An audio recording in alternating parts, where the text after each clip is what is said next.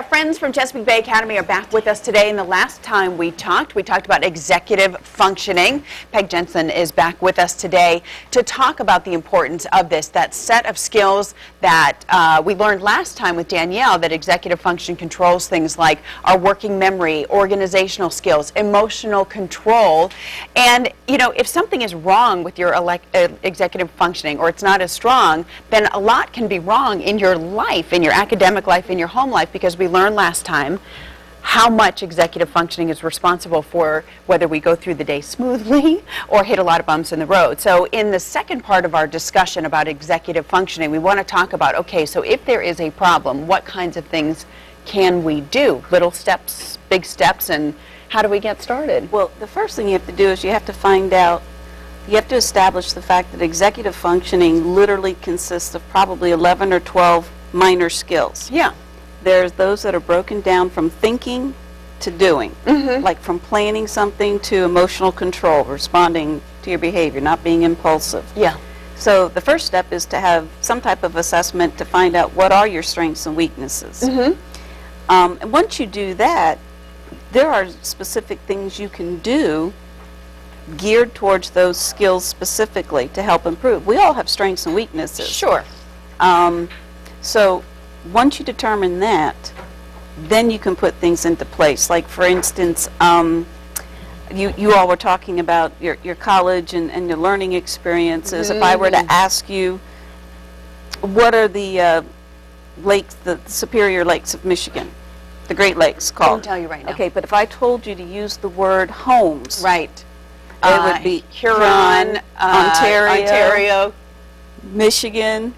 Look at Chris Reckling. Michigan, Erie, and Lake Superior. Yeah.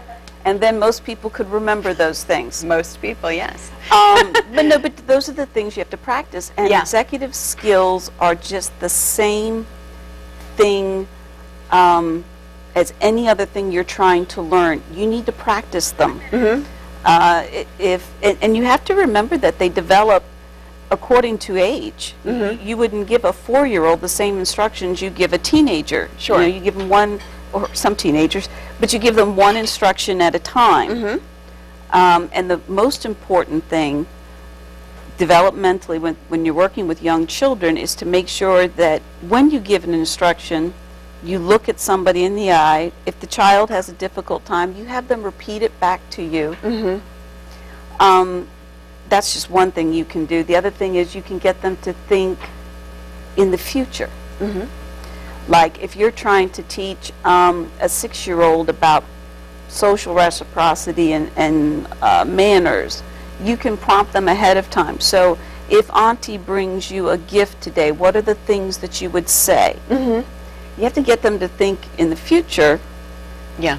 To get their memory. Oh, that's right. I'm supposed to say thank you. Right. Not, I already have this one. Exactly. Right? Hopefully that's not what comes out. I have the blue guy. But the important thing is you have to find out where your strengths and weaknesses are. We're here all summer, so we do these evaluations all summer. We have a summer program at Chesapeake Bay Academy as well. Okay. So the first step is finding out where your strengths and weaknesses are, and then literally we can put in a tailorized program for those specific needs. And that assessment I know can happen through Chesapeake Bay as well. There's an assessment center there, or you can ask your pediatrician about being referred. So a lot of ways that you can have that happen. But if you want to learn more information about taking some steps to improve your executive function, whether you have an identified and already diagnosed, issue, or anybody could benefit from sharpening their skills to be organized and in control. Call 497-6200, or you can log on to cba-va.org